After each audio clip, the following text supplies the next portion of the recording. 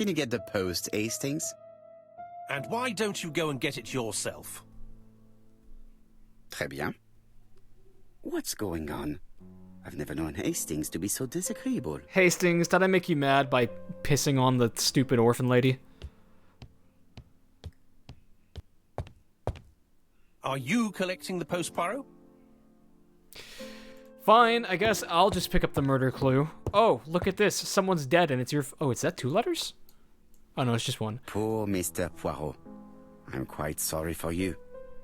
If at first you don't succeed, try again. We've a long way to go still. Typery? No, that comes later. Letter T. The next little incident will take place in Doncaster on September 11th. So long. ABC. Typodary? I should compare this letter with the one on my desk, which I received earlier, to see if it does indeed come from the same person. September 11th, Doncaster. Struct.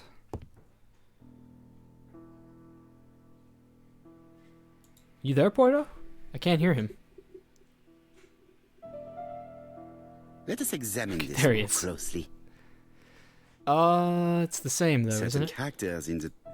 So, I. Yes, this I. Yes, the... I have to find some other... The T is weird. Let us examine the... No, this character... Wait, what's weird about Tipperary?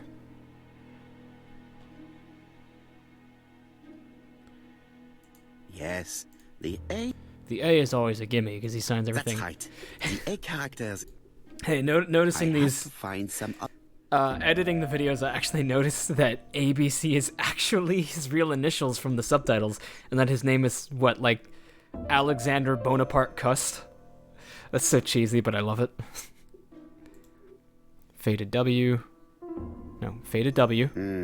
The W is... Of course, the W... My theory was right. Okay, so, once again, same typewriters, and we learned nothing new from that. Hastings, he strikes tomorrow. Well, we're gonna do something about it? Chief Inspector Japp? He's on another line. Can I take a message? No, don't even Yes, bother. please, He's just gonna mademoiselle. blow it again. It is from Hercule Poirot. Tell him ABC strikes tomorrow in Doncaster. He must call me back. Very well, sir. Bien, now I'm going to see what I can find from these burnt documents.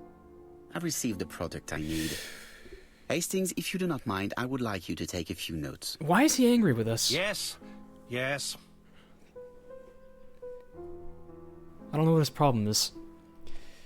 Okay, decipher the burnt documents. Are we going back on the Finished desk? No? Where are we gonna do this?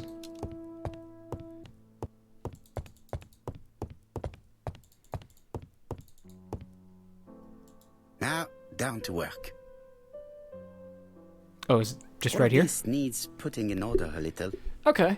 Looks like we got ourselves an actual jigsaw puzzle. Of some kind.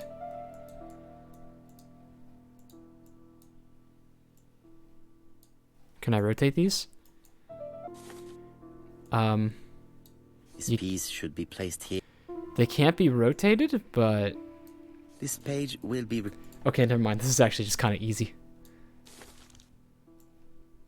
This page is finished. That's done. 3... So, how are these actually burned? Like, literally nothing has been obscured by the fire. There's no missing edges or nothing like that. It's so simple. It just looks like you tore them up. This page is finished. Yes, And Pyro. that's 2 done. It's easier than I thought, yeah. Make it last longer. This page is finished. Alright, bring out the lemon All juice. the pages are reconstructed.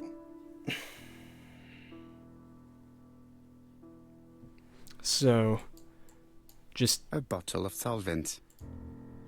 we just dump that on there? A bottle of solvent. Okay, what's the order of this operation? A dry cloth. Do I put the cloth... Dry cloth. Do I put the dry cloth over the bottle? Do I put the bottle on... A bottle of solvent. Oh. A bottle of solvent. Yes, Poirot. There we go. Worked that time. The cloth is now soaked with... With solvent, yes. Wipe that shit down. Got it! Make a note, Hastings, make a note. Mrs. Alice Asher, shop owner in Andover. Tracheitis, hemoptysis, prescribed laudanum. I got it. Look, Do we have a patient with D? Poirot, where on earth did you find these files? On a fire at the bottom of the garden at campsite. All right, but where did the person who burned them find them? In the medicine filing cabinet is where they found them. Read the reconstructed documents. Alice Asher, shopkeeper. Okay, here we go. We got Alice. This one's gonna be Betty. Betty Barnard. Yeah. Next one is... Alexander Bonaparte Cust. Aha! War wounded, mustard gas and head trauma. Pulmonary emphysema. Hemoptysis.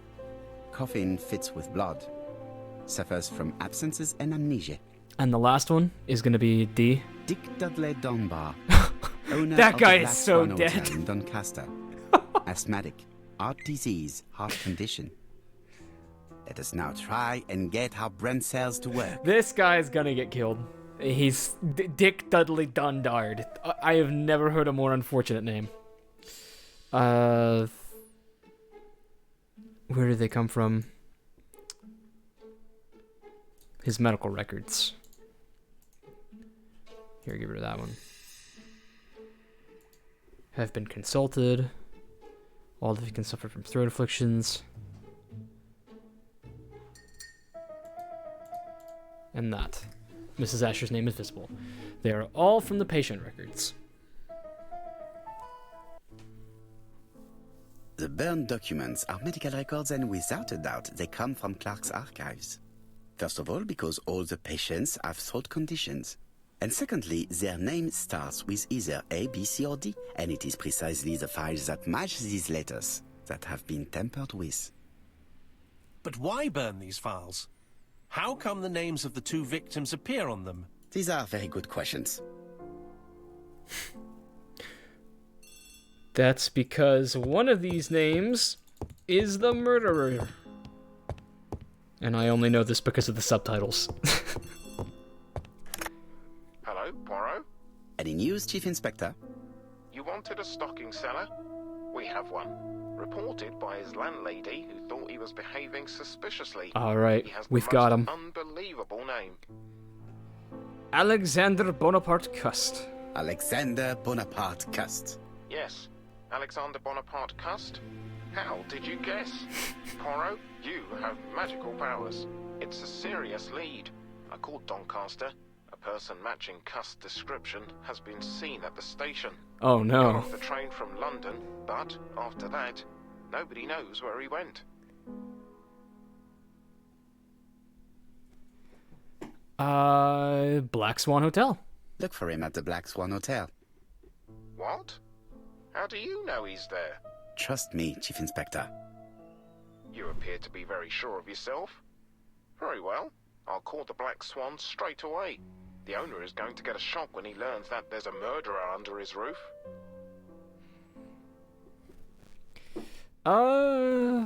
Call instead of... I should call, yeah. Chief Inspector, I would rather call myself. Please, let me. As you wish. Please go ahead. Hello, the Black Swan. Hercule Poirot here. May I speak to the owner? Alright, I'm just gonna... Speaking. Yep. Dick Dudley Dunbar. How can I help you? I'm just gonna tell Is him. there Mr. Cust among your guests? He arrived today. Shall I call him for you? This man is going to kill you. No, it is you I wish to speak with. But who is this Cust? He's some murderer. A murderer. A murderer? Under my roof? It's not possible.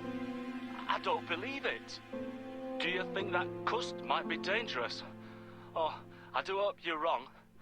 He seems so harmless, you know. Yes, completely harmless. Nah, man. Put the danger in perspective, Custis. No, he's dangerous. Do not be fooled. He has already killed 3 people, and you are next. Yes, we said it to A him. murderer? Under my roof? Good God! Dunbar, can you hear me? Dunbar! Hello? Dunbar has had malaise. That's all we needed. Oh, no. I'm calling the Doncaster police. I hope they get there quickly. Hello, Poirot. We have some good news. The police in Doncaster have caught our man at the Black Swan Hotel. They're sending him here by train. Wait, they already caught How him? is the hotel owner? He had a heart attack. Oh! He was taken to the hospital. No! Oh no. It is my fault. When I told him the killer was at his hotel, I should have been more considerate. Come on, Poirot. You weren't to know he had a weak heart. I'm the ABC killer. Oh my god. But I should have known. I saw his medical records. Oh my Do not god. torture yourself, Poirot. His attack was not fatal thanks to the quick intervention of the ambulance team. Okay, he Please keep lived. me informed on his progress. He lived, but that's You still can kind of count on shitty. me. I'll do what's needed. I will visit him at his bedside when the murderer is caught. That's typical of you, Poirot. We should focus on the next part of the investigation in order to avoid other incidents. No, of course. So, While we're waiting to question Cust, we could search his room in London. Where does he live? The Marbury Guest House. I'll see you there. so they have Yes, Cust but in start custody. loudly. First of all, I have to sort out a few details for Cust's transfer. I understand. À bientôt.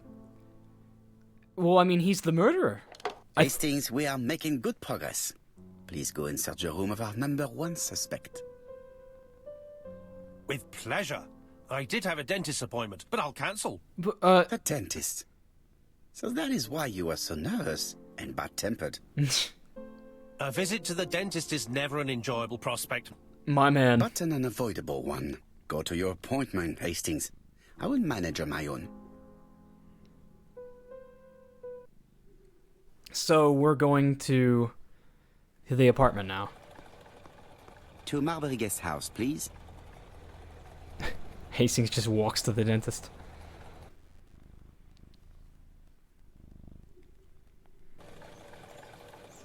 Okay, well, here we are.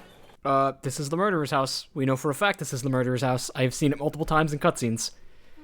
Hello, take me to Cust's room. How do you do? You must be Mr. Hercule Poirot. Chief Inspector Jupp told me that you might be coming. Oh, this is too easy. Get annoyed seeing her peel potatoes? Why should I be annoyed? Madame, you may be of valuable help to me. It would be my pleasure to help you. Will there be some journalists there as well? I think you might even be interviewed. You are key witness. I've suspected him for some time, but he appeared so harmless.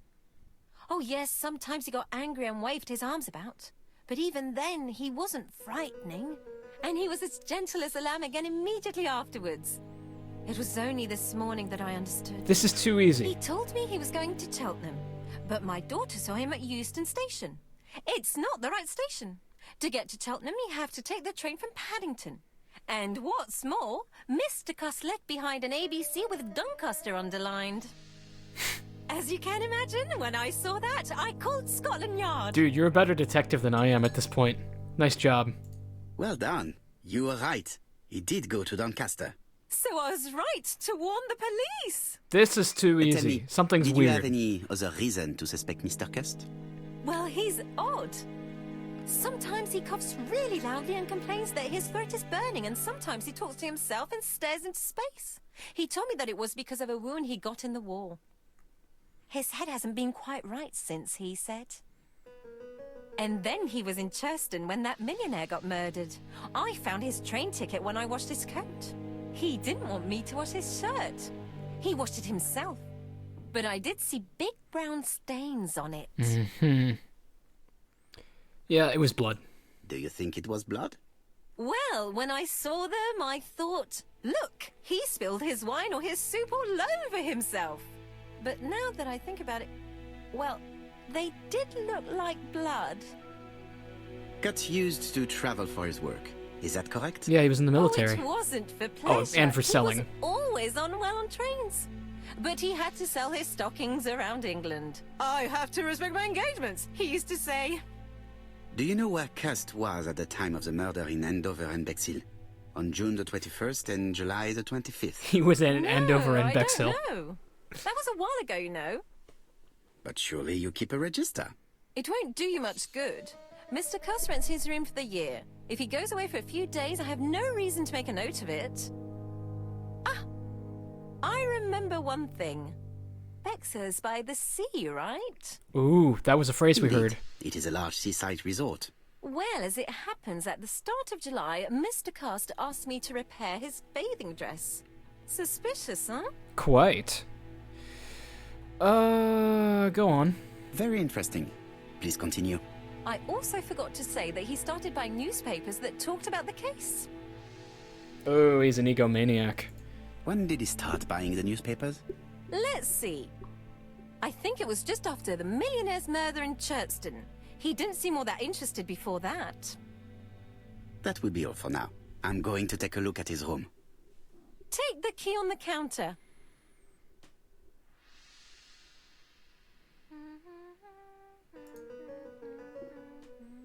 Key. I should check the register. Mrs. Marbury may have been hiding something from me. I was right. There is something I don't think weird, my isn't register there? will help you. Mr. Cuss rents his room all year. If he goes away for a few days, I have no reason to make a note of it. She won't let us see it. Oh no, now we get to see it. The She was truth just... is becoming apparent, and I have something to say to Mrs. Wait, no, I want to read it. Don't just go away. I want to know what you're putting together, Poirot. I didn't get to see it. Fine. Let's observe her. Why is she peeling This potatoes? woman appears to be in a good mood.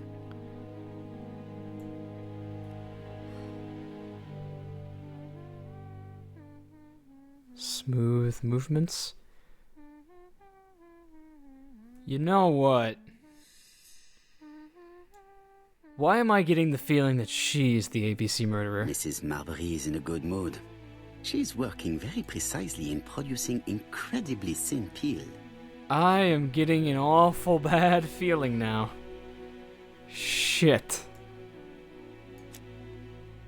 Mrs. Marbury, if I am to believe the register, you rented room 306 to a certain Mr. Fishman on the day of the Bexhill murder. Room 306 is Cust's room. Can you explain yourself? Plus 13. Yes, I remember. Just for one night as a favour. Mr. Cust was away, all my other rooms were taken, and poor Mr. Fishman had nowhere to go. Who is this Mr. Fishman? It's illegal, but that's not what we're trying to catch her for. It doesn't matter, provided that you remembered to change the sheets. Oh, do you think so? We're playing dumb, but so is she. So it's a race to see who can pretend to be the dumbest before the jig is up. She's in on something. She has to be. This ain't right. It's too obvious. It's too easy. ABC guys, enough to sign about a dozen murders. That's right. I told you. Look for the It's closed. 26 ABC almanacs. It's closed. Okay, I guess we're not gonna open that one. ABC. At least not yet. How about over here where we saw him put the knife? What's this? John Milligan, managing. Skip the address. Dear Sir, further to our letters dated 5th and 10th of the month, we confirm we are you as door-to-door salesman, according to the conditions stated in our previous letters. We will send you the articles by mail and also a Redfield typewriter you will be using for every business letter. Regarding the schedule of your rounds, please do as following. June 21, Andover. Arrive by train the 20th in the evening and get a room at Station Hotel. Start your turn in the north part of the town. This letter establishes that Cust went to Andover, but the ink has hidden the destinations of his other trips. I know from Mrs. Marbury that he went to Churston. I just have to show that he went to Bexhill, and I will have proved that he was present at all the crime scenes. Okay. So proof that he went to Bexton is what we need. Did Cust drop it when he opened the window? Or was it Mrs. Marbury while she was cleaning? Medicine, I think? What's this? Cust is parsimonious. He keeps his pencils and sharpens them until there is nothing left. It is clear that he did not grow up in luxury. Parsimonious. The dreaded I typewriter. have to get the ribbon. How am I going to do it? Shouldn't be too difficult of a procedure. One would tend to think. Let's look around the room some more first. Maybe there's a tool I need. Oh, there's a knife. A long-bladed knife. Murderer's The subject weapon. would probably be useful to me. Oh, I can probably just use that to cut the ribbon. Simple enough. It's an ABC. Yes. How about the bedside drawer? How hopeful. This place is a real mess. Misaligned bed. Oh, Poirot's OCD is going off. He hates it here.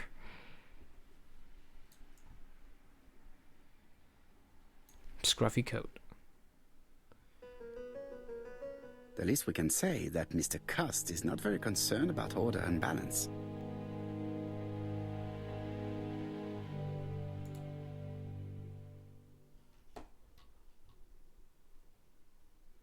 Alright, let's see if we can cut the ribbon now. I have to get the ribbon. The ribbon is jammed. Free the ribbon by slicing it here, perhaps? The ribbon is jammed. Okay, maybe we don't do it like that. Okay, you know what? We can use the knife to open up that box that was on the floor.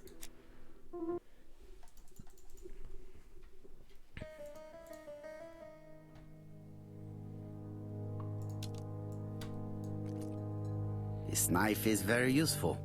Who knows? Maybe it never cut anything other than string. Stockings. Stockings. Stockings. Okay, that's all we got from that. Awesome. I mean, what else is in here? Laudanum?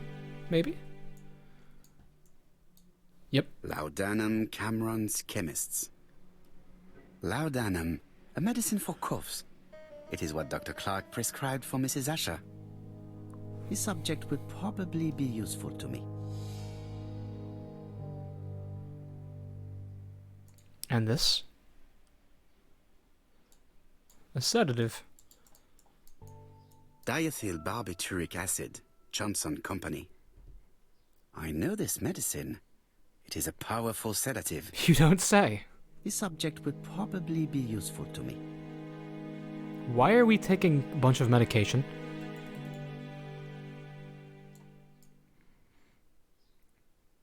Ooh. This dark stain.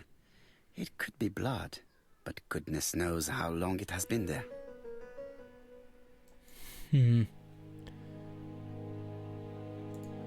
Poirot, go ahead and fix your tie. Give me those ego points.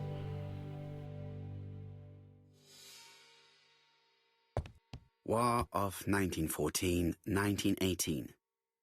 By the King's order, the name of Corporal A.B. Cust, Devonshire Regiment, was published on the London Gazette on May the 10th, 1918, as mentioned in a dispatch for gallant and distinguished service. An army dispatch, wounded on the Somme front, victim of a gas attack. Corporal Cust greatly deserves his distinction. It's a shame that happens. It's kind of like Agent Orange from Gulf Storm. Or is it Desert Storm? I don't know much. The least we can say that Mr. Cust is not very concerned about order and balance. Alright, how about this cabinet? Most probably the basting dress repaired by Mrs. Marbury's expert hands. Is one of these going to be the stained shirt? Trousers, white shirts.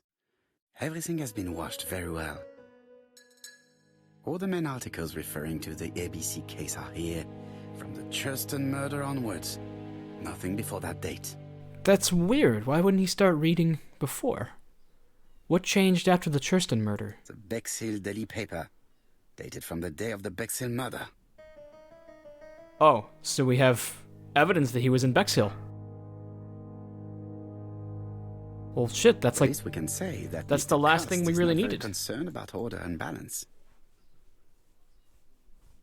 I still think he has an accomplice, and I feel like it's his landlady. Alright, let's see if we can get this ribbon out of here. I have to get the... This might take me a minute of goofing off. The right-hand reel has been... Okay, take this reel off now. The left-hand reel has been...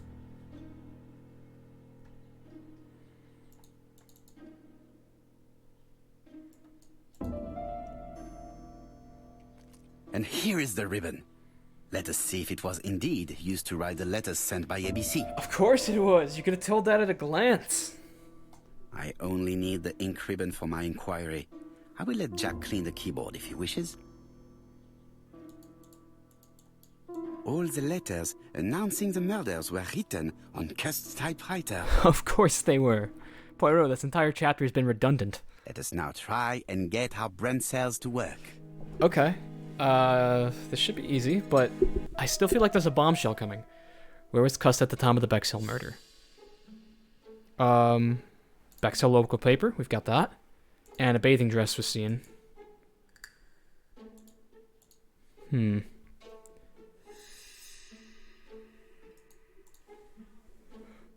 His room was rented to somebody else, too. He was probably in Bexhill. The register shows that Cust did not sleep at the guest house on the day of the murder. Where was he? Bexhill. The Bexhill paper reveals it. Cust bought this newspaper in Bexhill on July the 25th. No use continuing the inspection of this room. I've seen all there is to see. Really? Just like that?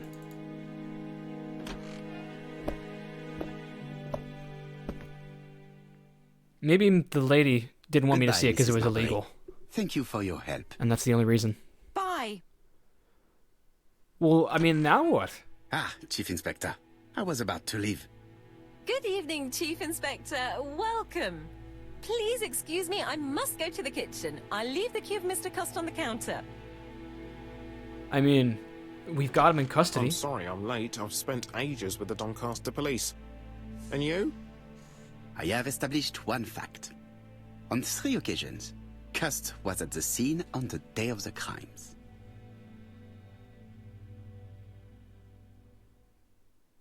Well, what else is there to even say to him? I've listened closely to what you have to say, Poirot. For me, there's no doubt Cust is guilty. Do you have any element that might prove the contrary? That is what we're going to look for. I don't know at this point. Let us now try and get... Are we saying that there's a reason he's not guilty? Was it possible for him to have killed the 3 victims? He was in Bexhill on the day of the murder? He has a knife like the one used to stab the dude. He was in Andover. He lied about his destination. Wait, is it actually not him? To have killed 3 victims, that's the question. He was in Churston on the day of the murder, he was at Bexhill, and he was in Asher. He was in all 3 of the towns when the people died. Are there any common points between the Cust and the killer? ABC guides in his home. Keeps newspapers about the murders. No, he has a knife and the typewriter. He definitely could have committed these crimes. Is his behavior suspicious? Yeah, he lied about his destination. He keeps newspapers about the thing, and he had blood on him. But he has hemoptysis, so it's saying that he could be coughing? No, of course he's guilty. The game is just like making me think he's not because The evidence against Cust is overwhelming. His presence at the scenes, the knife, the blood-stained shirt. The ABC's in a box. C'est vrai. However, However, what, Poirot? the blood Mrs. Marbury saw on Cust's shirt may have been his own. According to his medical records, he suffers from hemoptysis. The murderer cut Sir Carmichael's throat from behind, and the blood spurted outwards. You would expect the murderer's shirt to be stained on the sleeves, not on the buttonholes, yet we see quite the opposite. You would expect the murderer to keep the newspaper articles about his crimes. But Cust's collection starts in Cheston, as if it discovered the case rather late. I agree it's troubling, but it doesn't change my mind. There's small details that we should be able to clear up by questioning Cust. Oh god, it's not When can him, you is talk it? to him? Doncaster is sending him to us on the first train. Are they questioning him already? He says he can't remember a thing. He doesn't It's have plausible. motive. Doctors say he suffers from absences and amnesia. Mrs. Marbury has confirmed this. He may have done the murders in an altered state. A familiar situation. No, It's I don't not buy enough it. to clear his name. Dr. Thompson insisted that even if you don't know what you're doing, you never commit a murder without wanting to. Très intéressant. I shall remember that. It was Right. Thorogray. I'll go and examine the suspect's room. Chief Inspector, I took the liberty of removing a few clues to examinatum. All right, we'll discuss them tomorrow. In the meantime, I'm going to see if you've missed something. Yes, please do.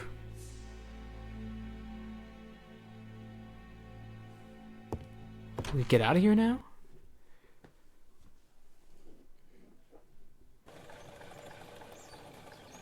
Go to Scotland Yard. So we're actually gonna go meet him now. You know, it's occurred to me, To Scotland Yard. apart from insanity, he has no motive to have killed these people.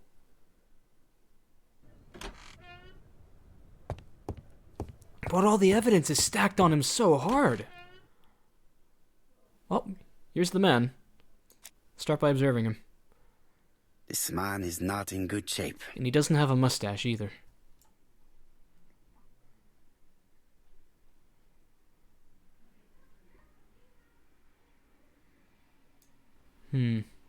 Quite nervous.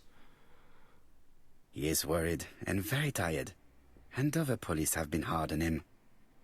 Now let's get this over with. What do you want from me?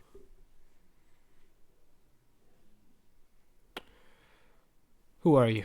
Are you Alexander Bonaparte Cust? So? You find my name ridiculous, is that it? Huh? I am Hercule Poirot, and I want nothing other than the truth. Ah, you're the detective. Wait. If he is the fanatic, then he would have known who we are. Shit. Yes, I am the person you have been sending the letters to. Is he gonna deny I it? didn't write these letters. Oh, okay. I've already said so. He is denying it. Get him to admit that he has forgotten? No. No, honestly, I don't buy it anymore. Très bien. You did not hide these letters. But the question remains, who did? Probably one of my enemies. I have many. Your ops? Tell me about your enemies. Being a killer, ask if he's capable of killing. I do not believe he is the murderer, and I'm gonna say it. While no one else is in this room to clown on me while I'm wrong. I do not believe that you are capable of murder, Mr. Cust. I hope not. Oh, wait, is he about to confess? Are we, like, reverse psychologizing him? He did not enjoy the war. There's no sense in saying that. You suffered during the war. He was exposed It's to true. mustard gas. I was wounded. I suffered. But the army was the only place I didn't feel inferior. No questions. Just orders to follow. But ever since you were wounded, you have absences, bouts of amnesia. And headaches. Professor Clark treated you. Yes, a few years ago he really helped me with my burned throat. Get him to believe he is innocent. Accuse him, No, I'm gonna keep on going this road of innocent. If anything, maybe it'll reverse psychologize him into confessing if he is guilty. Of course, you never considered killing a doctor who took such good care of you. Yeah, why would he? No, never.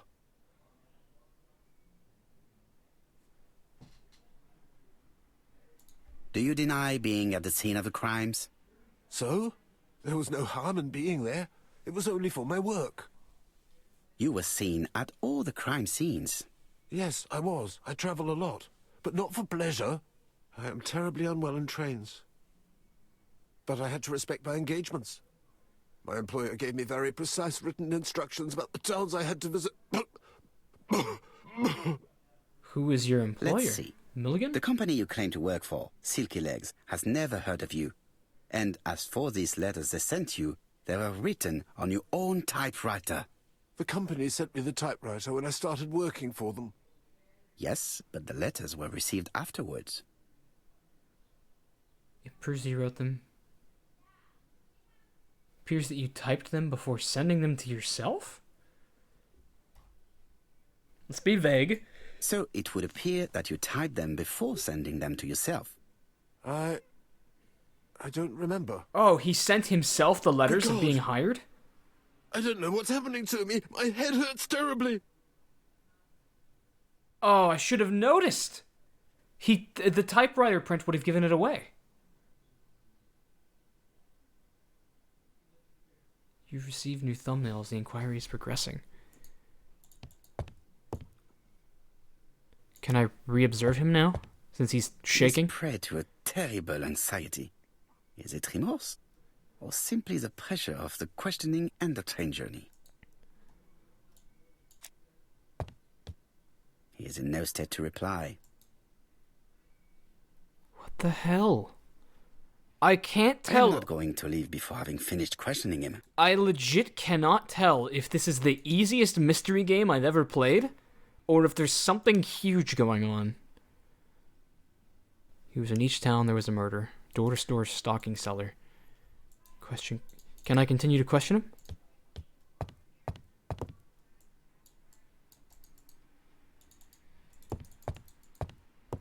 Oh, hold up. We have his medicine. Give him a sedative. I forgot about that. Take this. It will help you.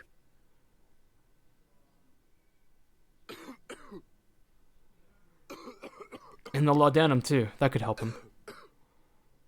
Oh, I think I'll be fine. Let us see, Cust. Look at me. You know very well that you committed these murders? Yes, I know. So he did. But I'm not wrong in saying that you do not know why you committed them. No, I don't.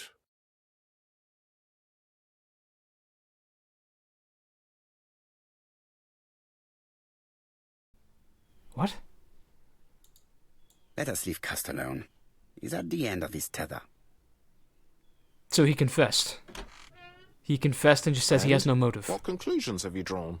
Plenty. It might help us to understand him a little better. I need an explanation. Let us now try and get our brain cells to work. What do we know about Cust's health? He's in bad health. Problems with his throat. Suffers from absences. Mentally and physical weak, not really the profile of our killer. That's right. He's not a seductive dude. He could not have gotten Betty to go out with him, not like this. Are there any clues that do not support Cust's guilt in the Churston murder? Yeah, he had blood on him, but the blood would have spurted out in the direction of the sea. No motive whatsoever.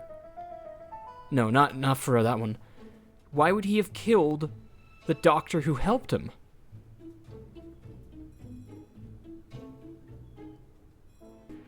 He did not appear to recognize Poirot. I caught note of that, yeah. Shirt stains with the buttons. So yeah, the stains did not match the splatter. Are there any clues that do not support Cust's guilt? Do not support Cust's guilt. He did not recognize us, and he had no motive. No, I guess not the no motive. He says he did not write the letters. There are several details to show that Cust is not guilty. What is... You know, sometimes Agatha Christie stories do this, where they make it look like it's actually a really amateurish kiddie mystery, but then shit just gets crazy because they've been, like, building a third mystery on top of the subtle second mystery. Can we say without a shadow of a doubt that Cust is guilty? He had no reasons to kill them, and he says he did not write the letters. Dude, we're not going to be liked for this verdict. I don't see any clearer than before. This is worse. There is one point to highlight. C'est curieux. Cust admits that he killed, but he does not know why. What did Dr. Thompson say? Even if Cust killed while in an altered state, it still must have been his deepest desire. He must have had a motive. So he did kill them. Let's keep it simple. He couldn't... Never mind his motive. He confessed. No! But you see, he can confess to anything and everything. He denied the murders and then confessed to them. He confirmed that he never typed the letters. Then, with great ease, I managed to get him say quite the opposite. Is he under mind control? He behaved like a guilty man. He lied to his landlady. Because deep down he believes himself guilty. From the papers, he noticed that he had always been at the scene of the crimes. He must think that he killed and then simply forgot what he had done. He's the fall guy. How can you be so sure? He's got to be the Let fall us look guy. at his psychological It's got to be profile. someone at the Clark You will estate who's behind understand this. my point of view. Let us now try and get our brain cells to work. Alright, I'm just gonna... my commentary must be dog shit this episode because I have been going back and forth on literally everything. It must be someone from the Clark estate because the 4 names that we saw in there was 3 people who they wanted to have killed and 1 person who was going to be the fall guy. They chose him because his initials were ABC so they could disguise him as a fanatical killer. That has to be it. Let us look again at this murder, if you please. The murderer is an opportunist who is trying to make an opportunity out of a mentally ill man to frame him for the murders. And it's about to work unless we can prove Cust is innocent. You will see that the murderer carried it out to perfection. Is he clever? He was always well on trains. I mean, it's possible that going on trains, like, puts him into a weird state. The arm was in a place he didn't feel inferior. Hesitant and shy. That's a lot of text. Okay, just to make sure it's not that one. I don't think he was clever. He's mediocre.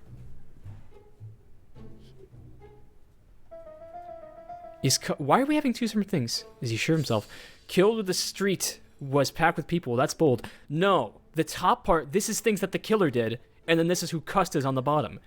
He is not bold at all. He's easily influenced, but he is not confident.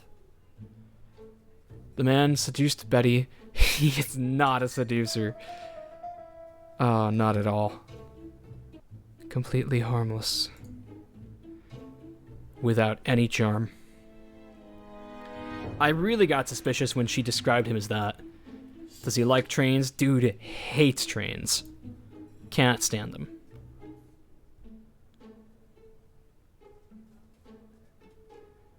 Is he impulsive? No, he's parsimonious even. Actually, no. Harmless. I'm not going to read all this, but they're both cold. That's one thing they have in common. Is he generous? No, he's not. He's very shrewd. He's a miser. You see? Cust's character is quite the opposite of the murderer's. But if he's a madman, can we really talk about his character? I don't know, You very chap. well I'm that new our to this. murderer does not behave like a psychopath. Apart from the signature, there is no ritual repetition in the choice of victims. Very well, you're right as always. So we have no confession, no culprit, no suspects, nothing. And all that after 2 months of inquiry? What should I do? Have faith. Just give me 24 hours. It's gotta be someone from the Clark estate.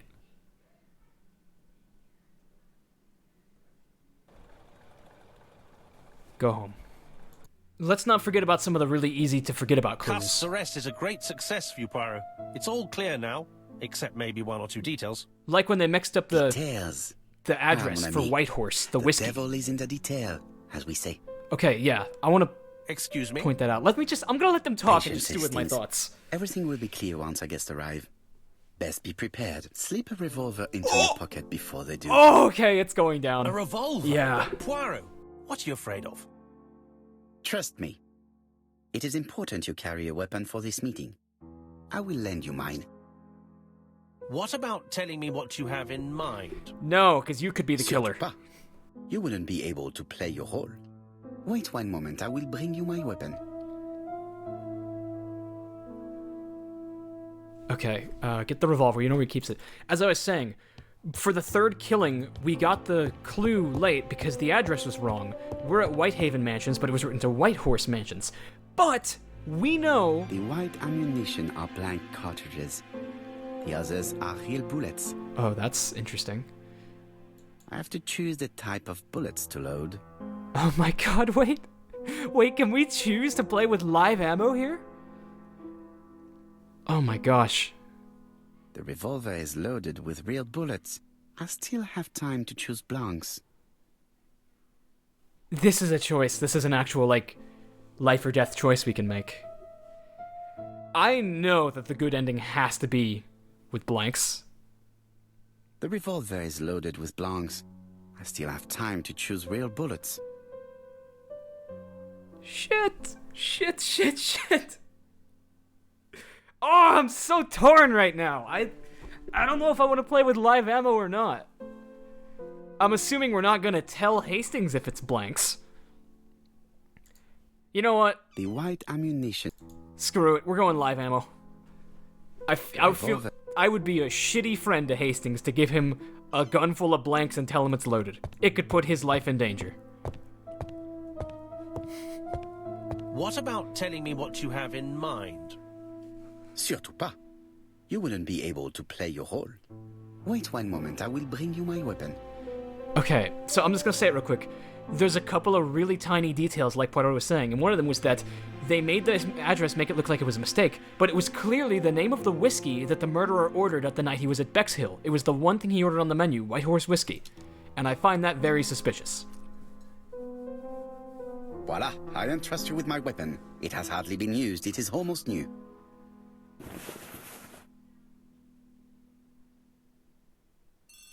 Medium donkey.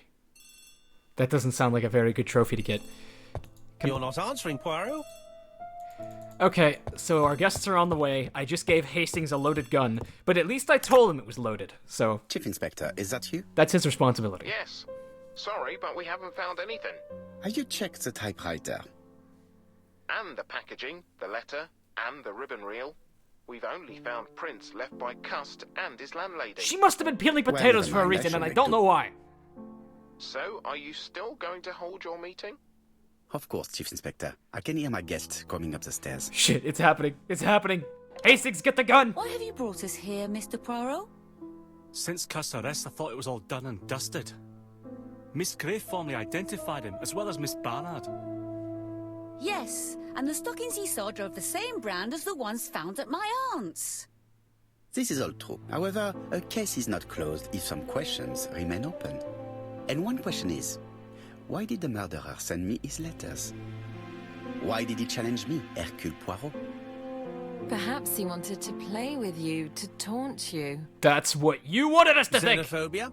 Maybe he didn't like you because you're foreign. Okay, that's also true. I may be wrong, but... maybe by provoking you, he was looking for glory? All these theories should be studied. I don't think I know enough about Now Franklin. try and get how brain cells to work. Franklin and Thora are my two top suspects. Why did the murderer make a mistake in the address? Look, it's coming back! I told you guys! I said that the address was important! Okay, why did he make the mistake? My address is not very well known, Hastings said that, but he had already done it twice. The error caused it to be late, he could have done that by design. But he always wanted to warn us.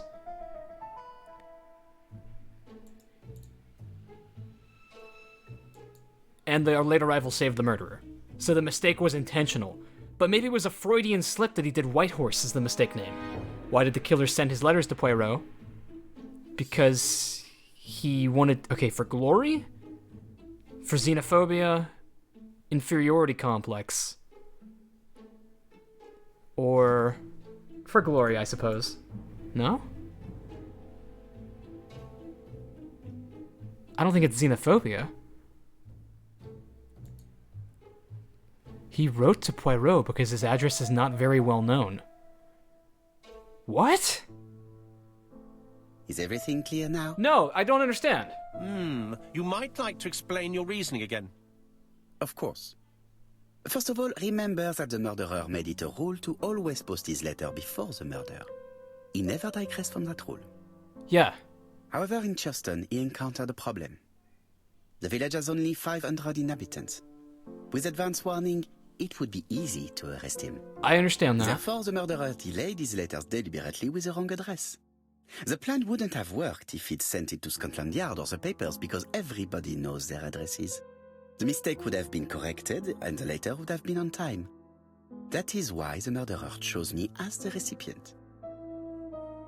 Because for his plan to succeed, it was necessary for at least one of the letters to have a wrong address and get lost. It was very cunning. Kind of convoluted, though. Absolument. It is a very subtle plan. It matches the profile we have drawn up of him perfectly. That of an intelligent, daring and calculating murderer. Now I feel like you're the murderer, Poirot. But that's not how you describe Cust. She gets it! You are quite right, mademoiselle. Like you, I find it hard to believe that this dull character is the clever murderer we are looking for. Do madmen... I mean, if he's mad, he might have two very different sides. This is a good point, Mary. No doubt. But the murderer is not mad. All the specialists agree that he does not have the profile of the psychopath. But if Cust is not guilty, how do you explain his presence at the scene of the crimes? He said that fall guy. Mr. Clark, the answer to your question is in the medical records of your brother's patients. Documents which Cust most certainly did not have access to. Let us now try and get our brain cells to work. So what, is it the gardener? If it's Franklin, Franklin could have killed his brother to be with Thora, but if he did that, he doesn't have motive to kill the other ones. Besides maybe to disguise his brother's murder. What do we know about Cust? Travels often by train.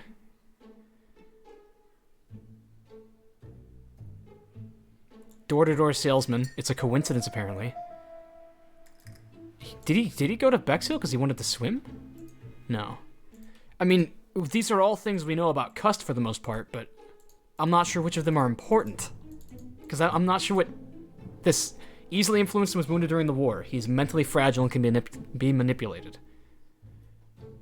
How to explain Cust's presence at the scene of the crimes? He's a salesman. So, potential coincidence. And travels by trains? Wanted to go bathing? No, so it's not that he's a salesman. He went to Bexhill because he wanted to swim. And he buys newspapers, travels trains. It's not this either? What? Cust was manipulated. The killer made him go to the towns so as to hide his tracks. He did not kill and he did not have Dr. Clark's medical records. Dr. Clark's patient's records provided a very useful That was more about list what of we potential didn't know victims, about Cust. sorted by alphabetical order. The killer definitely used it, explaining the fact that all the victims were former patients of the doctor. It is this fact that clears Cust once and for all, because he never had access to these records. So how did he happen to be at the scene of the crimes? Either the murderer sent him there, or Cust was following him closely. Cust's highly suggestible nature leads us to the second hypothesis. The murderer was manipulating him. He systematically sent Cust to the towns where he was going to strike, so that the suspicion would land on the poor man's shoulder. That's evil. What sort of killer could have such a plan? And what would he gain from 3 completely different murders? Indeed, it seems unlikely that the same murderer committed all the crimes. What should we take from that? Say that just one murder... Yeah, this is what it is. One of the murders was important, and the other 3 were to disguise it. Just one murder is of interest to the killer. Killer has developed a taste. Yeah, it's this one. Just one murder was of benefit to the murderer. The others were just diversions. And it was Clark. Carmichael was the only one murdered for a reason. Conclusion. The murderer killed once out of interest, and twice to divert our attention. This reasoning points at two potential culprits. Yep. Franklin Clark. And Thora Gray. Donald Fraser? What? No, not Donald. Yes, mademoiselle. That's good thinking. Mr. Fraser may have killed Betty out of jealousy. Mr. Clark may have killed his brother in order to inherit his large fortune. Both have a motive. But it's neither of them, is it? But Donald did not have access to Dr. Clark's records. He did. He was the lawyer. Please allow me to disagree with you, mademoiselle. Brunskill and whatever. He was firm work. He works for Holt and Brunskill. That's it. One of whose clients was Sir Carmichael. It doesn't prove that I went to Comeside. You could have done it. And you may have used the opportunity to take a look at Sir Carmichael's records. You think I'm guilty? You or Mr. Franklin Clark?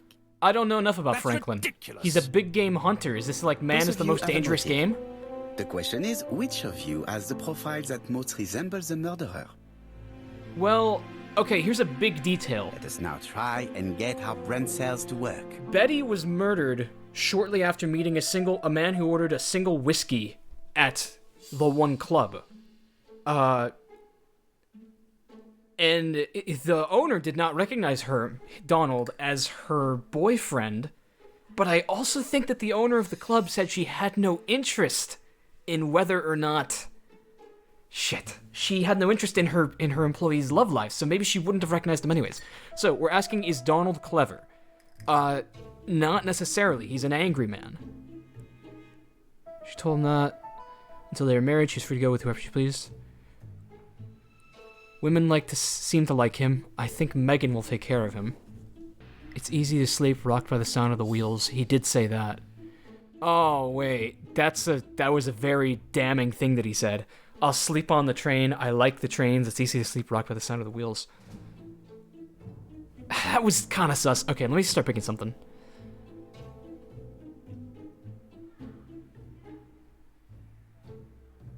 Which of these says he is or is not clever? He is a bright man, so he is clever. Is Donald sure of himself? Yeah, he wanted to marry Betty, I think.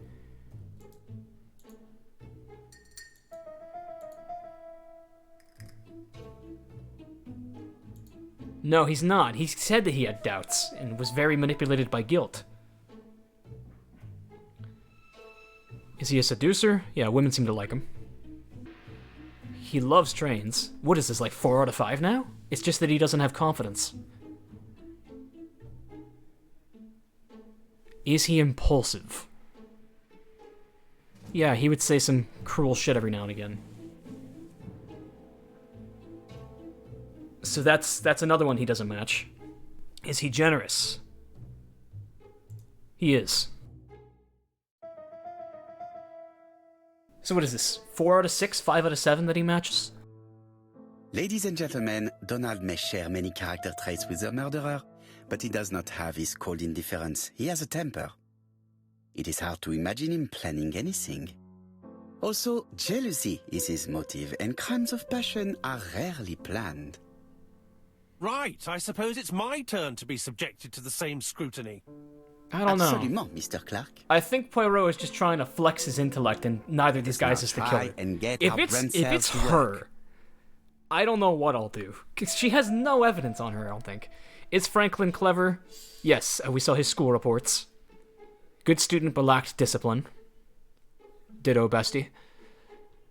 Is he sure of himself?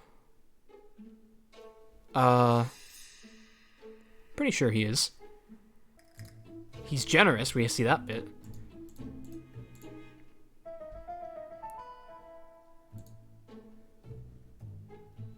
So naive when it comes to women. So he's confident, though. Is he a seducer? Yes. 100%. That's 3 for 3.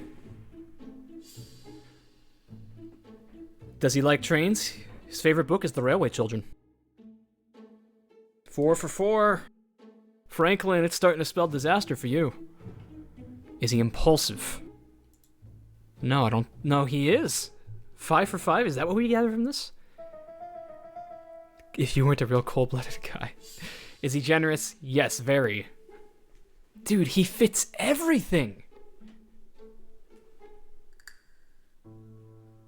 As you have all seen, there is a disturbing similarity between Mr. Clark's profile and that of the killer. In actual fact, it is exactly the same. Mr. Poirot, your psychological studies are interesting, but your conclusions do not add up. Yeah, I agree. Why would I have wished my brother's death? The inheritance is lawfully mine. I just have to wait. No, you had to act quickly. Franklin was impatient? Thora bothered him? Was it because Franklin was going to marry Thora and write her into the will? Because of Miss Grey. Gasp. Mademoiselle, although you haven't been telling the truth, there is no doubt in my mind that you would have found a way to marry Sir Carmichael after Lady Clark's death. For you, Mr. Clark, it was a disaster. If Miss Grey had children by your brother, you would not have inherited a thing. Oh, shit. You realized the danger after reading several letters from Comside, especially one in which your brother opened his heart to you. So you hurried home from China, and you took action. In truth, Cust was no more than a puppet manipulated by the real culprit. You, Mr. Clark. Such an imagination, Mr. Poirot. In fact, nobody manipulated Cust. The famous instructions he received by post. He wrote them on the typewriter. We know that for sure. Oh no. You know perfectly well. That is not true. What? Eh bien voilà. Light has now been shed on the ABC murders. Your theories are ingenious, but you haven't any proof. One point to him. For the moment, I have no material proof. Either I admit to it, or I bluff. Okay, so... is it him? We can bluff that we found his prints on the typewriter. Invent an item of proof found in Alice Asher's tobacco shop. Proof is going to be easy to find. Oh wow, we're really going off the beaten trail now. We're just trying to elicit a reaction from him to see if he reacts the way that the murderer would.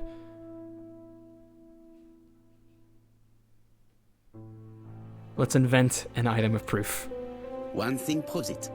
A carton of placed cigarettes you stole from Mrs. Asher and found at your home. Oh, that's not convincing. You have nothing on me. You're bluffing, Mr. Poirot. That was not at all. Come on, Thora, there's nothing for us to do here. Don't touch me. Thora. Well, she believes it. I understand why you never wanted to lend me your new typewriter, and why you were searching through your brother's things. And the hole you dug on the moors. What did you hide there? The knife you used to kill your brother? All right. Well played. I lose. The game's up. Really?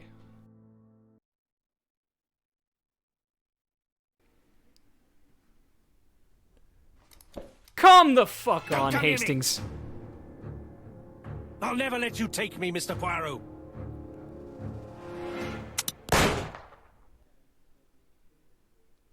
Damn it, Hastings! Are you for real right now, man? Took the law into his own hands. He had no right. He should have paid for his crimes. I should have expected what he did. Come on, Poirot. Everybody makes mistakes. Exactly. No, you made mistakes! Hastings, if one day I sound pretentious, please whisper these 3 letters in my ear. ABC. They shall remind me that we all have our limits, even me. Are you for real right now? I mean, I half solved it. I knew that it had to be someone at the Clark estate. Having missed the chance to become Lady Clark, Thora Grey left England. Dick Dunbar is narrating our credits. Donald Fraser and Megan Barnard married. Hey, good for them. That's a happy ending. On Poirot's recommendation, Mary Drower started to work for Lady Clark. The elderly lady's condition suddenly took a turn for the better. That's happy too. And a few months later, to Dr. Logan's great surprise, she was back on her feet again. According to this eminent physician, it appears to be an extremely rare case of spontaneous remission. No way. Lady Clark has enjoyed very good health ever since. Yeah, after the murder-suicide that happened with her family. Journal of an Innocent, the incredible story of ABC. As for A.B. Cust, after being advised by Poirot, he made a great deal of money by selling his story to the press. And as for me, and with business booming, the Black Swan has become the #1 tourist attraction in the whole of Yorkshire, even more popular than York Minster. I'm glad to hear that Cust had a happy ending.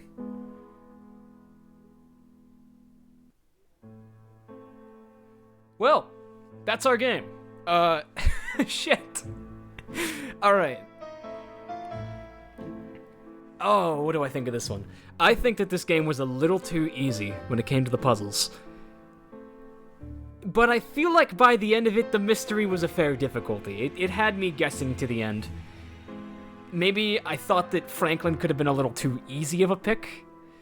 The very important line that I think I looked over was the letter in his safe where his brother described him as cold-blooded. That was of interest, and I think I glossed over it. And had I taken closer notice, I probably would have been more aware of that. So I was really looking at Thora Gray because Poirot was looking at Thora Gray for a lot of it. I'm kind of sad that we got him to fucking kill himself. Real quick, I'm gonna see. Can I replay the chapters? When Franklin Cust is convinced that he's this is. Oh, okay. I'm actually gonna watch this in a second. Okay, yeah. Let's do this right now because I don't think I can go back and get the other ending. That his brother's inheritance is going to be stolen from under his nose. He decides to get rid of him. In order not to be considered as a suspect, he has the idea of including the murder as part of a series that the police will put down to a madman. Franklin uses Sir Carmichael's medical records to choose his victims as well as the ideal suspect, Alexander Bonaparte Cust, who was seriously wounded in the war and suffers from bouts of amnesia. Franklin writes the letters he will send me before each murder on his own typewriter in advance. He contacts Cust by letter and offers him a job. Cust is convinced that he is working for a hosiery company.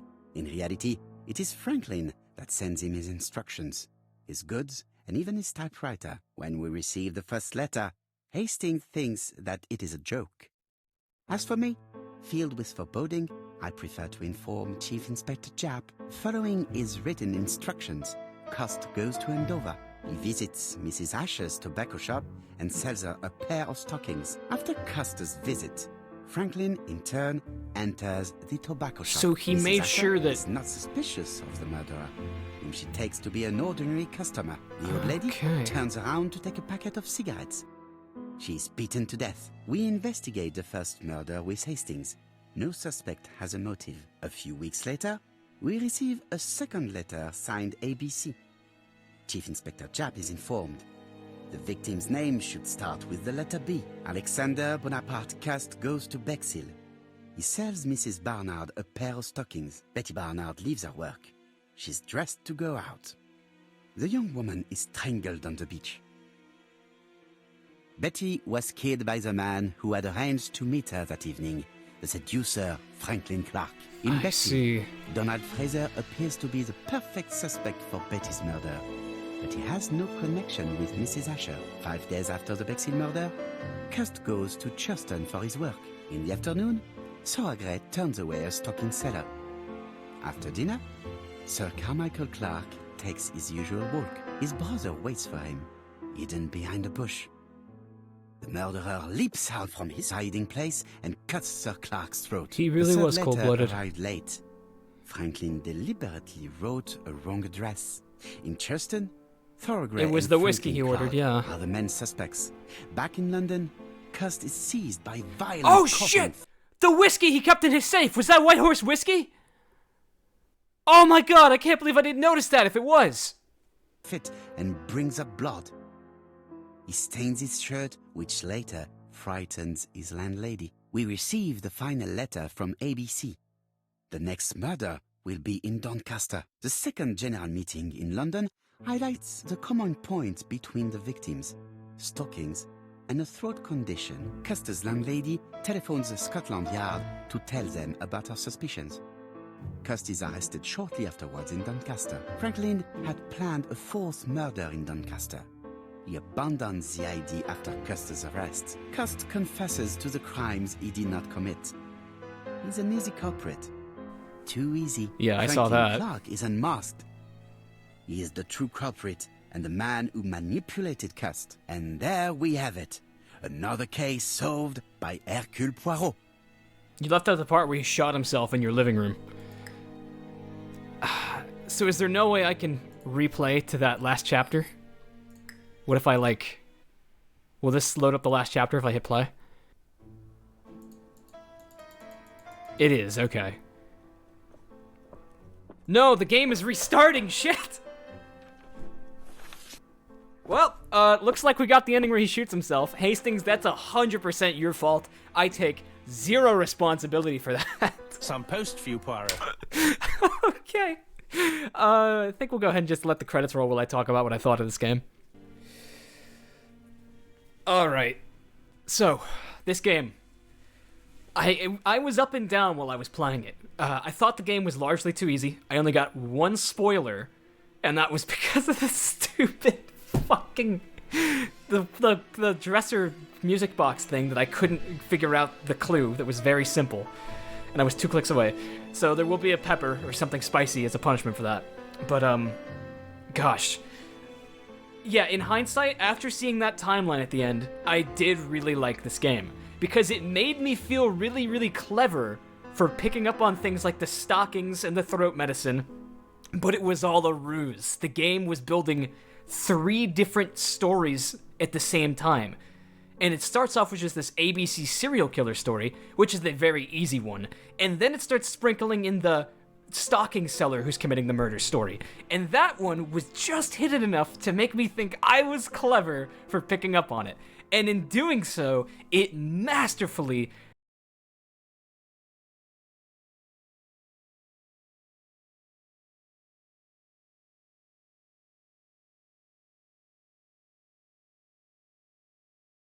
diverted all attention away from the real story, which was the brother who was staging serial killing for an inheritance.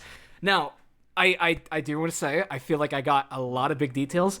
I noticed that there was the White Horse whiskey stuff in that, and that the murderer must have been at the Franklin estate, or at the Clark estate, and also that I came up with pretty easy that these were not random killings, but that 3 of the killings were, that only one of the killings was important, and that the other ones were being committed just to disguise the murder. But I couldn't decide if it was Franklin or Thora, so I guess I didn't solve the mystery. I don't know, I felt like the game kept a little bit too much about Franklin from us to really make a good judgment. Okay, yeah, so what my takeaway from this is that I would recommend this game to people, but I would also make sure you assure them that it's a really well-written mystery, because I'm gonna be totally honest, I had my doubts about the 4th or 5th episode, where I was thinking like, okay, it's too easy. This has been a waste of my time, this playthrough, and like it's not actually as clever as I was hoping it was gonna be. I'm not gonna be surprised. It's nowhere near as hard as the old ones. But nope, Agatha Christie does it again. God damn it, she befuddled me beyond all doubt. I really thought I had something, but no. I put together half the mystery, at best 3/4. But hey, that was a good time. That was a short, precise game. I think that next up I'm going to be playing the Pants Creek Killings, because that game just so has my attention, and I'm really determined to try to solve that mystery. That is the most challenging mystery I have heard of, like, ever. If you want to see what Pants Creek looks like before I play it, I will be sure to leave a link in the description so you can read up on it. But it's going to be like the ultimate mystery game challenge is what I've heard of. Otherwise, I hope you enjoyed this playthrough of ABC Murders. It's 100% Hastings' fault that he fumbled the bag at the end and just let a man reach into his coat and pull a gun out. So, 100% your fault, Hastings. I am not taking you on any of my other mysteries. And feel free to comment down below other good Agatha Christie games, if there are any, and Agatha Christie books. I definitely want to read Death on the Nile is one that somebody mentioned, and that sounded very fascinating. So, otherwise, that's all I've got for you, everybody. And don't forget to vote for Holt.